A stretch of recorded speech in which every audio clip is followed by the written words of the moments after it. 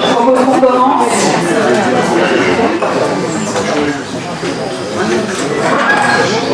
Bonsoir à tous. Avant de commencer, je vais laisser la parole à M. Legas pour quelques points d'information. Je ne suis pas chez moi.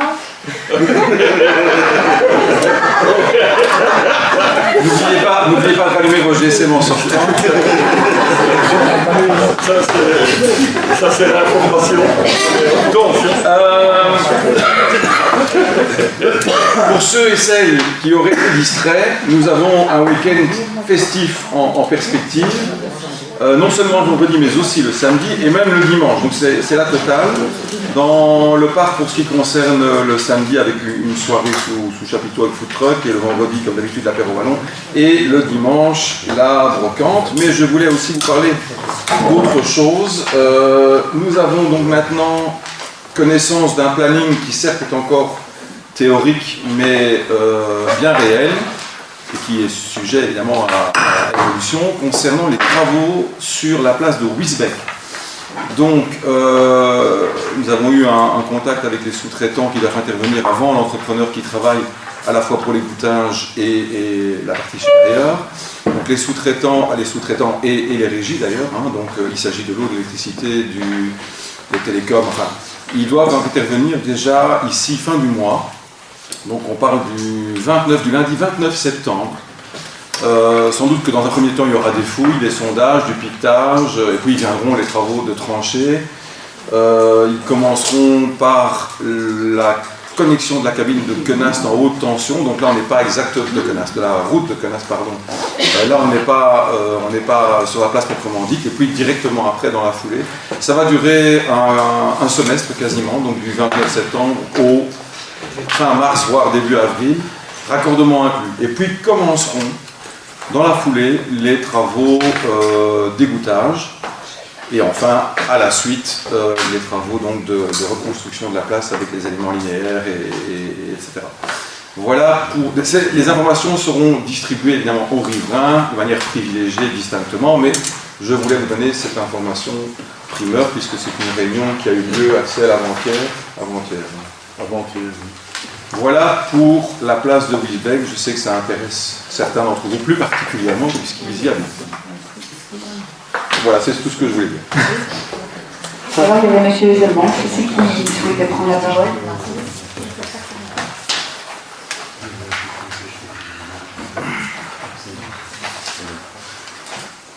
Voilà.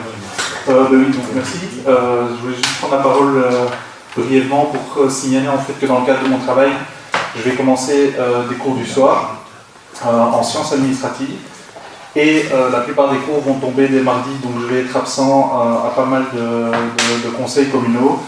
Mais bon voilà, ces cours remplissent une double fonction puisque sciences administratives c'est pour évidemment bien comprendre le fonctionnement de la commune, donc ça va servir aussi pour mon travail de conseiller. Et je voulais simplement vous en avertir pour aussi montrer que le siège vide que vous verrez n'est pas un signe de désintérêt sur les affaires qui nous occupent, et que mon engagement reste complet. Merci. On va donc commencer ce conseil communal avec le premier point, approbation du procès-verbal de la séance du 17 juin 2025. Est-ce qu'il y a des commentaires ?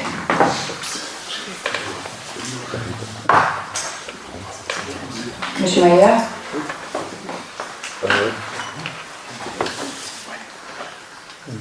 Voilà.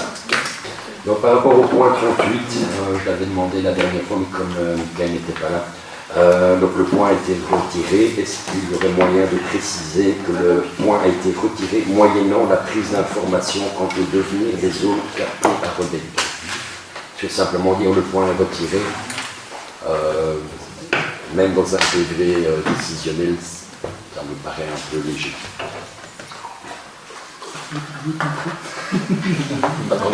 Non, on fait les échanges.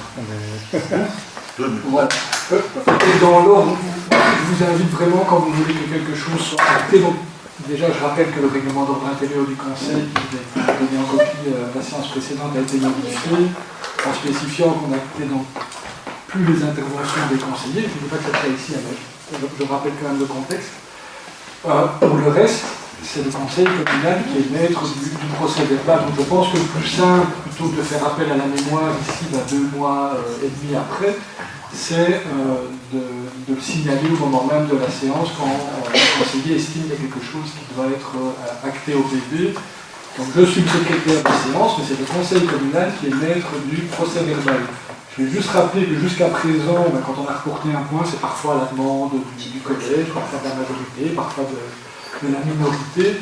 Jusqu'à présent, nous n'avons jamais acté les raisons. Donc ici, il y a une demande, je renvoie quelque part. Moi, j'ai quand même vérifié mes notes du coup.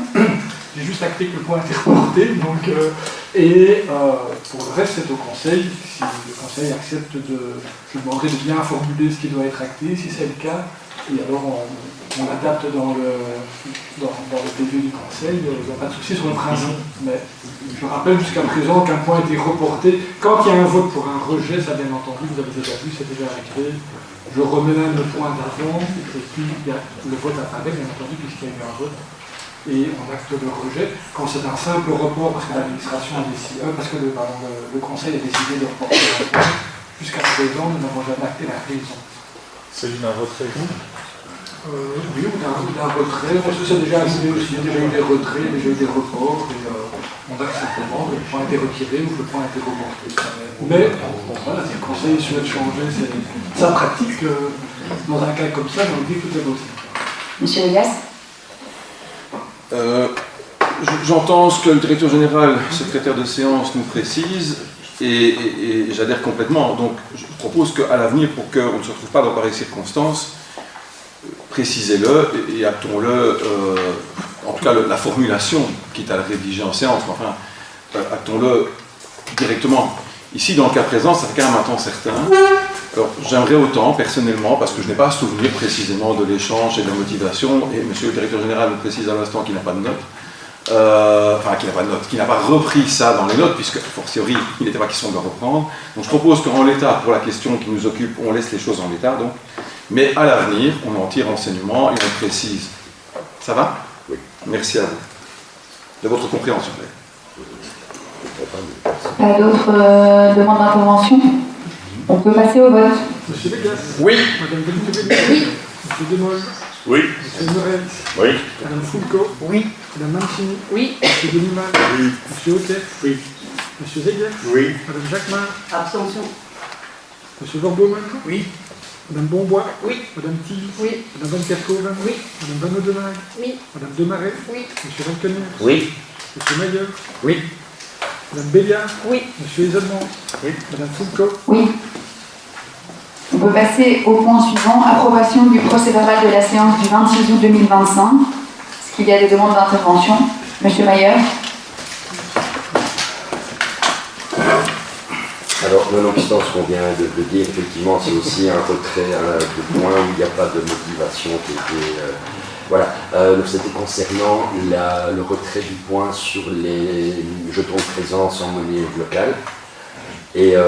Mais simplement, le point est retiré, est reporté. Et on voudrait savoir un peu le délai du report. La raison, ben oui, effectivement, on le savait bien, c'est que c'était l'absence de M. le directeur général. Mais voilà, c'est un peu... Monsieur Signot. Donc la tutelle, l'administration de tutelle de service public de Wallonie a été contactée par rapport à cette question, parce qu'on l'avait expliqué, si c'est une modification du règlement d'ordre intérieur, de toute façon ça passera chez eux. Jusqu'à présent, nous n'avons pas eu de réponse, et j'ai demandé un rappel qui est parti par mail encore aujourd'hui, donc on ne les lâchera pas. Je vous remercie. Monsieur Zelmans. Oui, c'est pour savoir si en fait c'est nous qui devons chaque fois demander ou est-ce que vous ramenez ce point spontanément à l'ordre du jour lorsque vous avez des informations. Comme c'était un point d'initiative, on ne sait pas comment ça fonctionne dans ces cas. Monsieur Signot. Moi, ce que j'avais compris, c'était que le jour où nous avions la réponse, le point serait réinscrit, c'est avec la réponse de la tutelle. Voilà, ça vous va? Oui. On peut passer au vote. Le plus loin est le Monsieur Legas. Oui. Madame Benitez. Oui. Monsieur Demol. Oui. Monsieur Morel. Oui. Madame Fulco. Oui. Madame Mancini. Oui. Monsieur Denimal. Abstention. Monsieur Hotet. Oui. Monsieur Zegler. Oui. Madame Jacquemart. Oui. Monsieur Verbomen. Oui. Madame Bonbois. Oui. Madame Fous. Oui. Madame Van Kerkhove. Oui. Madame Van Oudenarde. Oui. Madame Marais. Abstention. Monsieur Van Clément. Oui. Monsieur Maillot. Oui. Madame Béliard. Oui. Monsieur Isolement. Oui. Madame Foucault. Oui. On va passer au point suivant.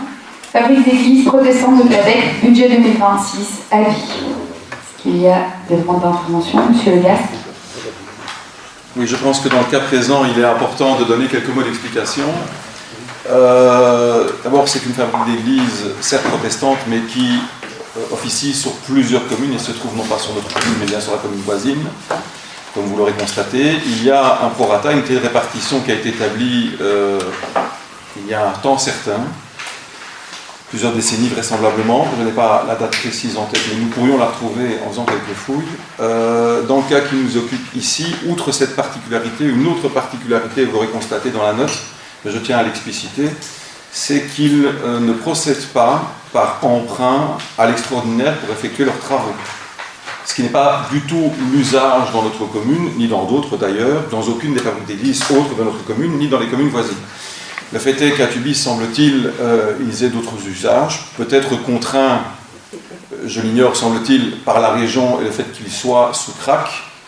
Donc c'est le service d'aide aux communes.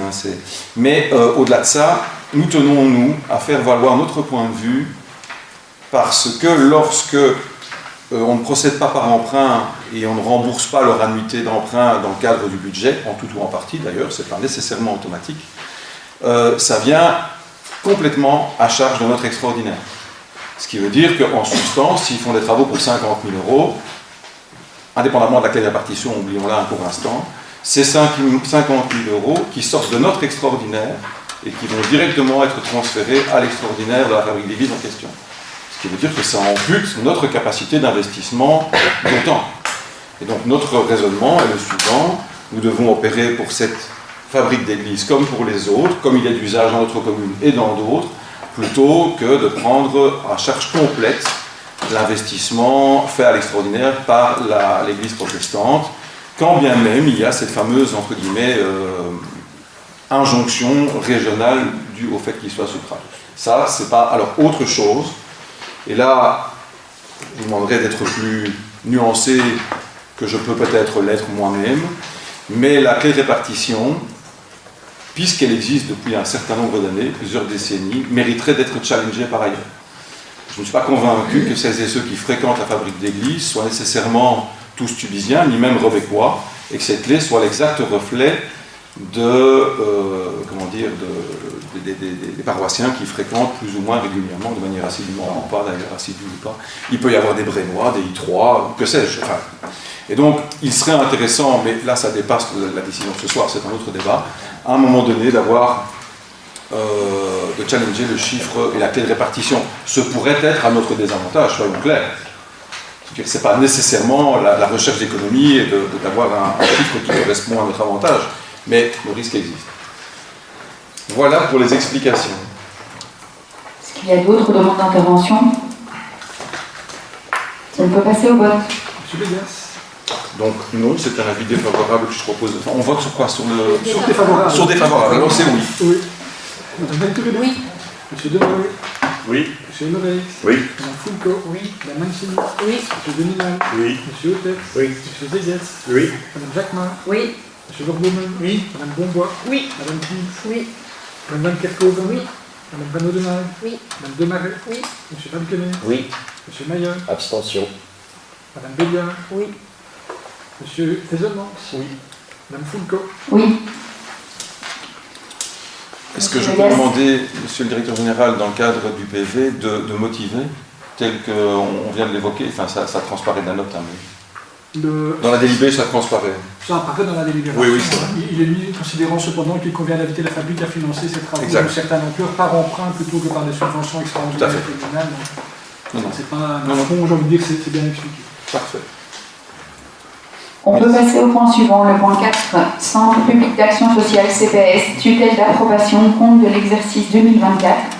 Je vais laisser la parole à Madame Robert et Monsieur Marchetti.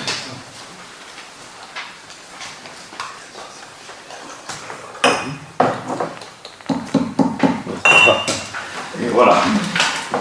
En introduction, je vais donc dire que le compte budgétaire fait apparaître un résultat budgétaire global en boni de 305 616,69. Nous avions prévu à l'initial 2024 un boni présumé de 230 000, donc il était en dessous. Cela est donc positif. En 2023, il était de 206 885. Je dirais, à l'analyse du compte et par rapport aux divers budgets qui ont été réalisés, que ces budgets ont été réalisés de manière très proche de la réalité, puisque nous avons réalisé 96% des dépenses prévues à l'initial, et au final, c'est-à-dire avec les modifications budgétaires intégrées, 99%. C'est les dépenses. Les dépenses, c'est 93 prévues et 96 réalisées, et les recettes enregistrées, là nous sommes à 96 prévus, 96% des recettes, et 99% au final qui ont été réellement enregistrés. Voilà, ça démontre que nous avons quand même budgété au plus proche de la réalité en 2024. Je vais maintenant céder la parole à la directrice financière. Je ferai une conclusion. Voilà, M. Marchetti vous a présenté les résultats pour le service ordinaire. En ce qui concerne le service extraordinaire, à l'exercice propre, le palier est de 67 938,23. Donc c'est 3 454 € de plus par rapport à 2023. On retrouve en dépenses l'achat de matériel informatique, une pompe pour la station d'épuration de la maison de repos, du matériel de soins d'hiver, des lits, des harnais, fauteuils déposés, séchoirs, un mixeur plongeur, du mobilier, du matériel pour les îlas, frigo et télévision pour la maison de repos. Toutes les dépenses pour les investissements ont été financées par le fonds de réserve extraordinaire et le résultat global est en équilibre comme chaque année. En ce qui concerne le taux d'exécution des dépenses dont M. Marchetti vous a parlé, donc il est très satisfaisant. Donc pour les dépenses, par rapport au budget initial, nous avons réalisé 90% des dépenses et 96% si on se réfère au budget final. Donc ça signifie que la quasi-totalité des crédits prévus a bien été utilisée. Au niveau des dépenses de personnel, on atteint 98,47% par rapport au budget final, soit 116 576 € de crédits inutilisés. Pour les dépenses de fonctionnement, on est à 91,03% par rapport au budget final, ce qui laisse 151 746 € de crédits inutilisés. Pour les dépenses de transfert, on est à 92,98% par rapport au budget final, ce qui nous laisse 145 130 € de crédits inutilisés. Et enfin, pour les dépenses de dette, nous sommes à 99,97% par rapport au budget final, soit 70 € de crédits inutilisés. Les dépenses du service ordinaire s'élèvent à un peu plus de 11 millions d'euros. La plus grande part concerne le personnel, avec environ 7,5 millions, soit 66,94% du total des dépenses du service ordinaire. Les dépenses sont en augmentation de 136 255 €, donc soit 1,85% par rapport à 2023. C'est principalement en lien avec l'indexation salariale qui est intervenue en juin 2024, les évolutions de carrière et les annales. On peut voir que des efforts ont été réalisés pour limiter la progression des charges salariales par une gestion rigoureuse des remplacements et des recrutements. Les dépenses de fonctionnement représentent quant à elles 13,72% des dépenses ordinaires, donc un peu plus de 1 500 000 €. C'est en légère baisse par rapport à 2023. On peut y voir des signes d'inattention portée aux dépenses de gestion courante. Les dépenses de transfert représentent 17,12% des dépenses ordinaires et s'élèvent à 1 922 499 €. C'est en augmentation de 78 000 € par rapport à 2023. Les dépenses de dette représentent 2,22% des dépenses ordinaires et s'élèvent à 249 225 €, soit une diminution de 3 482 € par rapport à 2023. En ce qui concerne les recettes ordinaires, le taux de réalisation est de 96% si on se base sur le budget initial et de 99% par rapport au budget final. Cela témoigne d'un bon suivi des encaissements et d'une gestion rigoureuse.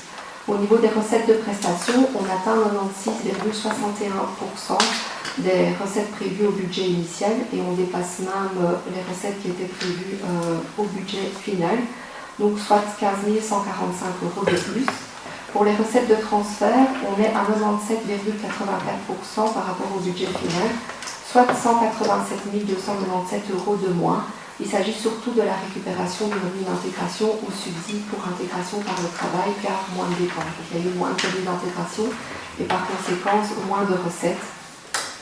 Et enfin, pour les recettes de dette, nous avions prévu au budget initial 1900 € et on a reçu 4 721 € de recettes de dette. Il s'agit des intérêts créditeurs sur les comptes. Pour les recettes du service ordinaire, donc elles atteignent un montant de 11 231 300 €. Elles sont composées des recettes de prestations pour 2 732 513 €, soit 24,33% des recettes ordinaires. Elles sont en hausse de 94 000 € par rapport à 2023. Les recettes de transfert s'élèvent à 8 494 000 €, soit plus de 75% des recettes ordinaires. Elles sont en hausse de 504 311 € par rapport à 2023. Et les recettes liées à la dette, donc les intérêts d'emprunt, s'élèvent à 4 721 €. Par rapport à la dotation communale, donc en 2024, elle s'élève à 2 57 722,63 €, soit 204 324,28 € de plus par rapport à 2023. Elle équivaut à 184 € par habitant et couvre 18,18% des dépenses ordinaires du CPS. Ces chiffres sont en augmentation par rapport à 2023, mais reviennent à un niveau similaire à 2019. Pour l'analyse par service, donc la maison de repos et de soins, en 2024, le déficit se réduit fortement. Donc il est de moins 196 941 € contre moins 420 190 € en 2023. Par contre, si on ventile sur la fonction maison de repos les recettes liées au fonds Maribel et au fonds spécial de l'aide sociale, nous avons pour la première fois pour la maison de repos un résultat positif de 56 748,48 €. Les principales recettes de la maison de repos sont des recettes de prestations, c'est-à-dire l'intervention des résidents et des recettes de transfert, donc l'intervention des mutuelles et des subsides pour le personnel. Le plus gros poste de dépense de la maison de repos est le personnel avec plus de 4 700 000 € et les frais de fonctionnement s'élèvent à plus d'1 million d'euros. Le service repas à domicile, ce service est en déficit de 37 364 € alors que le déficit s'était réduit en 2023 et replonge en 2024. En ce qui concerne les prestations, le nombre de repas à domicile a diminué, passant de 8 028 en 2023 à 7 782 en 2024. A noter qu'en 2021, les repas délivrés s'élevaient à 9 267. Le service de dépannage, on a un déficit qui se réduit en 2024, mais une erreur matérielle figure au compte 2024 et celle-ci sera corrigée en modification budgétaire numéro 1. En effet, une double recette a été enregistrée par erreur. Dès lors, le déficit s'aggrave de près de 37 000 €. Pour les crèches, le déficit est de 189 913 €. Comme pour la maison de repos, si on ventile les recettes liées au subside Maribel et au fonds spécial de l'aide sociale, le déficit des crèches ne s'élève plus qu'à 80 190 €. Les principales recettes des crèches sont des recettes de prestations, donc l'intervention des parents, et s'élèvent à 240 000 €. Et les recettes de transfert, donc les recettes ONE pour 365 000 € et l'apport du Forel pour les APE, 331 000 €. A noter qu'en 2024, il y a eu une diminution des frais personnels, au moins 30 000 €, ainsi qu'une diminution des frais de fonctionnement, notamment pour le gaz, moins 12 500 €. La structure déficitaire des crèches provient essentiellement d'une réglementation qui est contraignante en termes de prix, de conditions d'accès et de normes d'encadrement pour lesquelles on ne peut rien changer. Et en conclusion, je cède la parole à M. Marchetti. Merci beaucoup. Donc je dirais que la situation financière est tout à fait contrôlée. Le budget en atteste, les prévisions ont été très bonnes. Si je fais l'analyse de 2025, j'anticipe un peu, le seul problème qui apparaît et qui est encore inconnu au jour d'aujourd'hui, c'est le coût final de la cyberattaque que nous avons malheureusement subie en avril de cette année, pour 2025. Donc, mais vous aurez le chiffre exact et les dépenses exactes que cela a occasionné lors de la modification budgétaire du CPS qui aura lieu ici en novembre. Voilà. Merci. Est-ce qu'il y a des demandes d'intervention? Non? On peut passer au vote. Monsieur Vegas. Oui. Madame Venturelli. Oui. Monsieur Desmol. Oui. Monsieur Murray. Oui. Madame Fulco. Oui. Madame Mancini. Oui. Monsieur Denimal. Oui. Monsieur Eppes. Oui. Monsieur Zeger. Oui. Madame Jacquemart. Oui. Monsieur Verbomen. Oui. Madame Bonbois. Oui. Madame Tins. Oui. Madame Van Kerkhoven. Oui. Madame Van Oudenage. Oui. Madame Demaret. Oui. Monsieur Barthelon. Oui. Monsieur Maillot. Oui. Madame Béliard. Oui. Monsieur Zemans. Oui. Madame Fulco. Oui. Donc on passe au point suivant. Plan de cohésion sociale, commission. Merci. Avant que tu peux rester jusqu'au bout, mais... C'est dans notre chambre dehors. Merci, bonne soirée. Merci, bonne soirée. Donc on passe au point 5, plan de cohésion sociale, commission d'accompagnement, désignation des représentants communaux et d'observateurs. Ont été désignés M. Valtener, M. Mayer, M. Degas qui présidera cette commission et Mme Mancini. Est-ce qu'il y a des demandes d'intervention? Oui, M. Delmont. Je voulais juste savoir, en fait, dans le coin, il n'y avait pas d'annexe, on voit que des représentants politiques. C'est tout ce qu'il y a dans la commission ou il y a d'autres... souvent pour les commissions, vous savez la liste complète et... Monsieur Degas. Il faut vous référer au point du collège dont vous avez accès pour avoir le détail. Il n'est pas nominatif et pour cause, on fait davantage référence à des opérateurs qu'à des individus et ce n'est pas figé. Donc les opérateurs peuvent déléguer ou ne pas déléguer en fonction de la thématique, etc. Donc on est dans quelque chose d'un peu plus souple que ce qui préexistait. Voilà, donc je vous renvoie au point du collège qui énumère tous les opérateurs. Il y a l'AMO, il y a le CPS, il y a un tas d'opérateurs qui interviennent. Est-ce qu'il y a d'autres demandes d'intervention? On peut passer au vote. Donc là, on va juste acter puisqu'il y a exactement le nombre de candidats. Voilà. Bon, on a attendu, mais on a reçu les candidatures, il y a bien un candidat par chose à prévoir, c'est pas de souci. On acte. On passe au point suivant, accord taxe on pylône, adhésion de la commune en formation. Il y a des questions. Monsieur Mayer. Alors, nous aimerions vous parler de Decidim qui pourrait rentrer dans le cadre dans la catégorie 4 de l'annexe fournie, donc les autres projets relevant de la stratégie digitale Wallonia. Decidim est une plateforme numérique de participation citoyenne qui permet aux communes de renforcer la démocratie locale.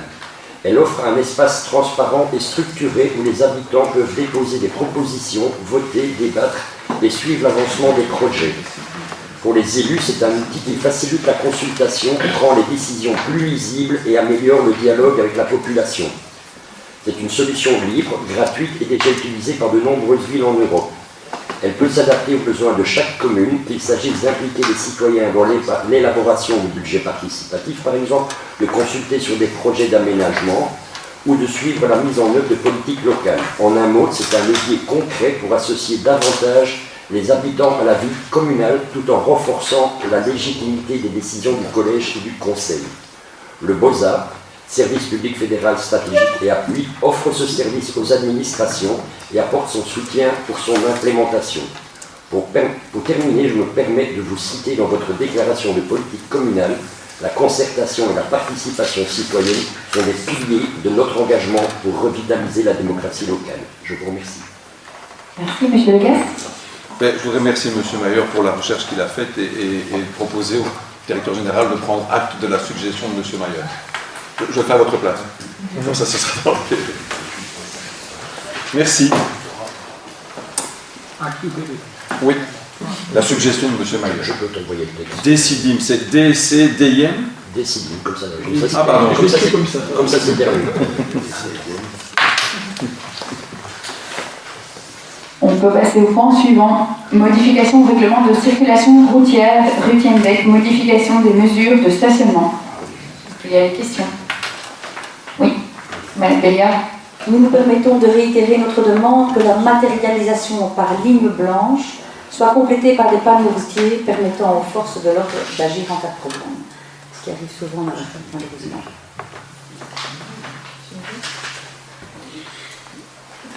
Dans le cas présent, la région Wallonne, qui a revisé la décision, vous l'avez compris, nous demande de matérialiser d'une certaine manière relativement précise, donc c'est la ligne blanche et la jonction des deux. Elle ne nous demande rien de plus. Maintenant, qui peut le plus, peut le moins. Il faut juste alors qu'on leur suggère qu'on en fasse une délibération et qu'ils l'avisent et qu'ils l'acceptent. Puisque, vous l'aurez compris, chaque fois qu'on délibère sur ce genre de matière, c'est envoyé à la région et ils ont un droit de tutelle, en quelque sorte, et peuvent ne pas accepter notre délibération. Donc je ne sais pas si vous voulez que ça passe une troisième fois, mais en l'occurrence, ce n'est pas prévu dans la délibération. Ou alors, monsieur le directeur général, vous pouvez... J'avoue, je ne sais pas si dans la région il y a déjà des panneaux ou pas. Je ne sais pas s'il faut des panneaux pour verbaliser ou non. Oui, ça. Je ne maîtrise pas. Il ne faut pas le panneau pour verbaliser. Les lignes au sol n'ont pas de valeur, ce n'est pas un panneau. Je suis désolé, mais j'ai une information tout à fait inverse. D'ailleurs, il y a des communes où les forêts de panneaux, on les retire. Dès le moment où c'est matérialisé au sol par le marquage, ça suffit. Parce que les panneaux, à un moment donné, ça fait un peu... Je propose alors qu'on le vote en l'état, qu'on formellement on questionne la zone de police, Parce que c'est ça. et quitte à ce que ça repasse une troisième fois. Panneau ou pas panneau, nous, c'est pas ça qui nous importe, c'est que ça puisse être, que la police puisse faire respecter. Bien sûr, mais si on a la réponse que ce n'est pas nécessaire, vous comprendrez qu'on ne reproposera pas alors une troisième fois. Merci. Est-ce qu'il y a d'autres demandes d'intervention? On peut passer au vote. Monsieur Legaz. Oui. Madame Venturelli. Oui. Monsieur Demol. Oui. Monsieur Forex. Oui. Madame Fulco. Oui. Madame Malchini. Oui. Monsieur Denimal. Monsieur Opès. Oui. Monsieur Zedek. Oui. Madame Jacquemart. Oui. Monsieur Verbonen. Oui. Madame Bombois. Oui. Madame Thiers. Oui. Madame Van Kerkhoven. Oui. Madame Van Oudenarde. Oui. Madame Demaret. Oui. Monsieur Valconnet. Oui. Monsieur Mayer. Oui. Madame Béliard. Oui. Monsieur Isolmans. Oui. Madame Fulco. Oui. On peut passer au point suivant. Modification au règlement de circulation routière, création d'un emplacement pour personnes handicapées, rue de Sainte 86.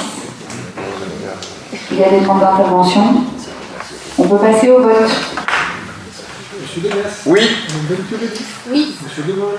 Oui. Monsieur Emmerich. Oui. Madame Fulco. Oui. Madame Manchini. Oui. Monsieur Denimal. Oui. Monsieur Osset. Oui. Monsieur Zedek. Oui. Madame Jacquemart. Oui. Monsieur Verbomen. Oui. Madame Bombois. Oui. Madame Thiers. Oui. Madame Van Kerkhoven. Oui. Madame Van Oudenarde. Oui. Madame Demaret. Oui. Monsieur Valconnet. Oui. Monsieur Mayer. Oui. Madame Béliard. Oui. Monsieur Isolmans. Oui. Madame Fulco. Oui. On peut passer au point 9. Vérification de l'enquête de la directrice financière à la date du 30 juin 2025. Communication du procès verbal. Est-ce qu'il y a des questions? En même temps, elle est plus là.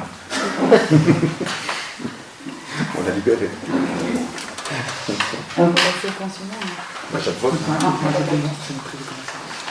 On peut passer au point suivant, le point qui a été ajouté, réparation du réseau d'égouttage à la chaussée de Tubize, numéro 7175, préjudice important pour les propriétaires riverains, dépenses à réaliser sur base de l'article L1311 du CDLD, admission de la dépense. Il y a des questions ou des demandes d'intervention. Monsieur Legas. Oui, j'aimerais donner quelques mots d'explication et j'aimerais aussi que M. Demol me complète utilement parce que c'est un dossier un peu spécial et complexe. Donc initialement, l'intervention devait être moindre, mais à l'ouverture, il s'est avéré que les dégâts au réseau collectif étaient importants. Et là, je passe le témoin à M. Demol pour qu'il donne des explications plus techniques. Donc on a eu un appel de riverains qui a eu des problèmes d'égouttage. On a ouvert pour sonder, voir ce qu'il y avait comme problème, et il s'avère que c'est le riverain, c'est l'égouttage d'un riverain qui a endommagé l'égout principal et qui a donc causé des problèmes à 4-5 maisons autour. Donc pour un budget de 30 000 €, il faut refaire tout le réseau d'égouttage sur une trentaine de mètres. Et bien sûr, en parallèle, ça c'est pas ici marqué dans la note, mais il y a un dossier d'assurance qui a été ouvert. Et logiquement, on doit récupérer une toute toute ou en partie l'argent avancé par la commune, mais afin de pouvoir réaliser les travaux au plus vite, parce que vraiment les gens sont avec des odeurs nauséabondes et tout ce qui s'ensuit, la commune va engager les montants pour pouvoir payer l'entrepreneur pour faire les travaux. Voilà. Merci. Est-ce qu'il y a des questions durant l'intervention? On peut passer au vote. Monsieur Vegas. Oui. Madame Venturelli. Oui. Monsieur Demol. Oui. Monsieur Emerel. Oui. Madame Fulco. Oui. Madame Mancini. Oui. Monsieur Deminal. Monsieur Euters. Oui. Monsieur Zelia. Oui. Madame Jacquemart. Oui. Monsieur Bourg-Baumann. Oui. Madame Bombois. Oui. Madame Filch. Oui. Madame Van Kerkhoven. Oui. Madame Van Oudenage. Oui. Madame Demaret. Oui. Monsieur Beltemer. Oui. Monsieur Nayen. Oui. Madame Béliard. Oui. Monsieur Edelman. Oui. Madame Fulco. Oui. On va passer maintenant à la question d'actualité. Impact des exclusions du chômage sur le CPS et la commune de Rebec. Je laisse la parole à Madame Demaret.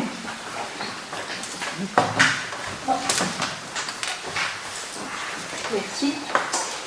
Alors, selon un article paru dans Vers l'Avenir le 10 septembre dernier, 58 personnes seront prochainement exclues du chômage à Rebec et dépendront dès lors de l'aide sociale du CPAS. Ce chiffre est particulièrement élevé si on le compare à des communes voisines de taille similaire, dont certaines appartenant à la même zone de police, Braine-le-Château, où il y a 49 personnes, Ytre, où il y en a 30. La commune d'Elsing, qui est taxée à 8,8%, soit une taxation proche de celle de Rebec, compte uniquement 15 personnes. D'après les premières estimations, 2 scénarios se présentent pour le CPAS de Rebec. Scénario numéro 1, un budget supplémentaire de 351 280 € à dégager, soit une augmentation de 17%. Le scénario numéro 2, un budget de 389 999 € à dégager, soit 19% d'augmentation. Et cela ne concerne que les personnes comptant plus de 20 ans de chômage. L'impact reste encore inconnu pour celles qui en comptent moins. Ces charges nouvelles, si elles ne sont pas prises en charge à d'autres niveaux de pouvoir, entraîneront inévitablement une pression énorme sur les finances du CPAS, mais aussi de la commune. Or, la dotation communale pour le CPAS prévue pour 2025 s'élève déjà à 2 154 516,92 €. Dès lors, nous souhaiterions poser les questions suivantes. Sur le plan budgétaire, la dotation actuelle au CPAS sera-t-elle suffisante ou faudra-t-il envisager une compensation supplémentaire par la commune? Si oui, de quelle manière, sachant que la commune de Rebec est déjà l'une des plus taxées de Wallonie? La commune de Rebec a-t-elle mené des discussions avec les autres niveaux de pouvoir, la région, le fédéral, pour partager cette charge? Deuxième question, sur le plan organisationnel, quels membres du personnel communal seront désignés pour assurer le suivi de ces dossiers et proposer des plans d'action? Un travail d'anticipation est-il prévu afin d'éviter que cette surcharge ne se traduise par un mal-être du personnel communal et du CPAS? Troisième question, sur le plan sécuritaire et humain, quelles mesures sont envisagées pour garantir la sécurité et le bien-être des agents du CPAS et du personnel communal, notamment face à d'éventuels refus d'octroi d'aide qui pourraient générer des tensions? Enfin, plus largement, quelle est la stratégie de la commune pour faire face à cet afflux prévisible de bénéficiaires sans augmenter la charge sur l'ensemble des Rebecquois? Cette question ne concerne pas uniquement le CPAS, mais peut avoir un impact direct sur le budget communal. Si des réponses sont à apporter, voilà, M. Marchetti est là pour les apporter. Voilà. Merci. On va donc laisser la parole à M. Vegas et M. Marchetti. Tout d'abord, je voudrais préciser, et M. Marchetti donnera quelques éléments, mais que ce débat doit avoir lieu au Conseil du CPAS. Très précisément. Raison pour laquelle, d'ailleurs, le directeur général vous a répondu que votre question était partiellement recevable, parce qu'en réalité, tous ces débats doivent avoir, pour la majorité d'entre eux, d'ailleurs, les questions que vous avez posées, doivent avoir lieu au CPAS. Et M. Marchetti va donner quelques éléments sans rentrer dans le débat de fond, ou en tout cas le minimum possible, et vous renverra sans doute au Conseil du CPAS, vous avez des représentants. Parce que d'impact sur le personnel communal, il n'est pas question. Et de stratégie à l'échelon communal, ou de plan d'action à l'échelon communal, il n'est pas question. Donc comprenez bien que c'est strictement de la compétence du CPS, de par la législation, la loi organique du CPS de 1976. Je voulais apporter cet élément de réponse avant que M. Marchetti n'intervienne. Juste encore un mot, mais j'imagine que ce n'était pas votre propos, mais pour qu'il n'en soit pas autrement, que ce soit mal interprété. La hauteur de la fiscalité, ou le cas échéant, le boni ou la situation financière de la commune, c'est une chose qui ne se mesure pas de manière égale entre toutes les communes.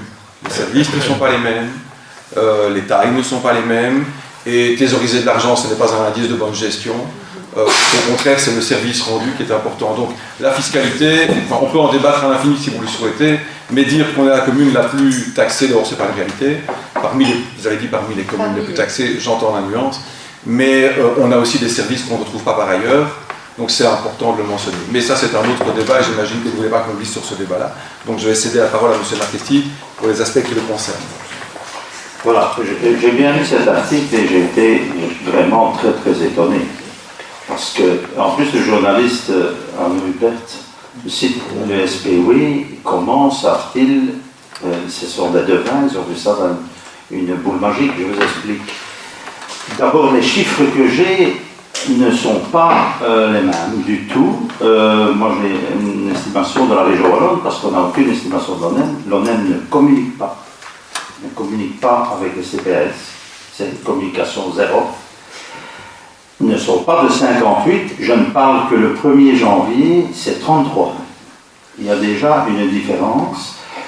Ça, c'est un chiffre qu'on nous a annoncé via l'Union des villes, une étude de l'Union des villes. J'ai bien une étude, via la Fédération de CPS qui fait partie de l'Union des villes. Et sur base de 2 ans, c'est-à-dire jusqu'en 2027, il y en aurait 193. Maintenant, combien de personnes vont venir, on ne sait pas. C'est impossible à dire. La situation peut changer, les gens peuvent retrouver du travail, pourquoi pas d'ici au 1er janvier.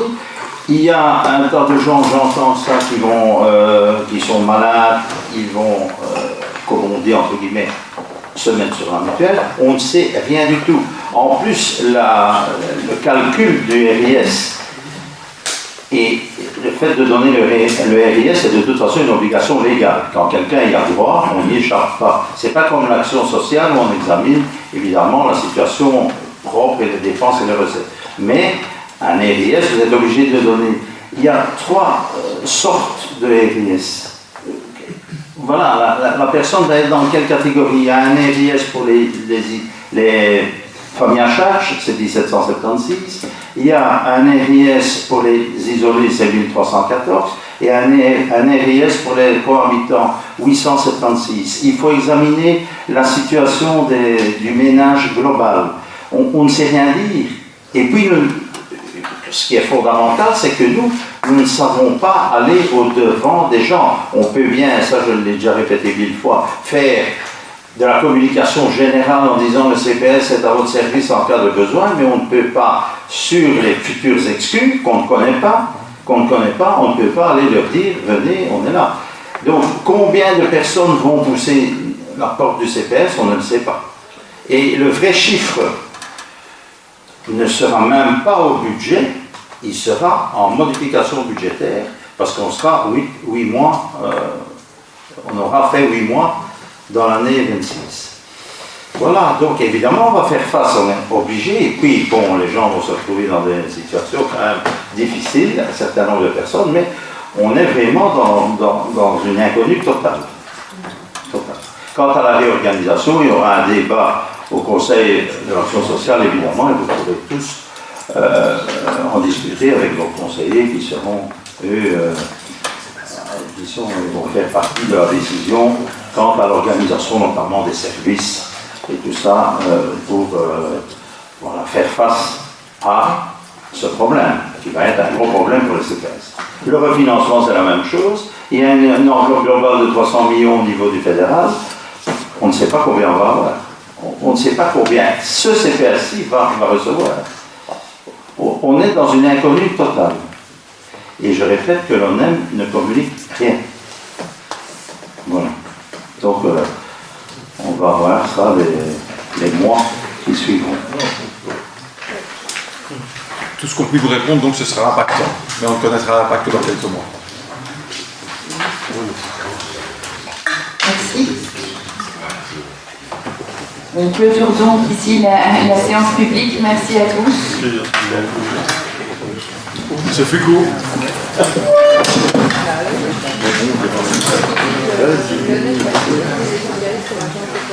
Ah, pardon.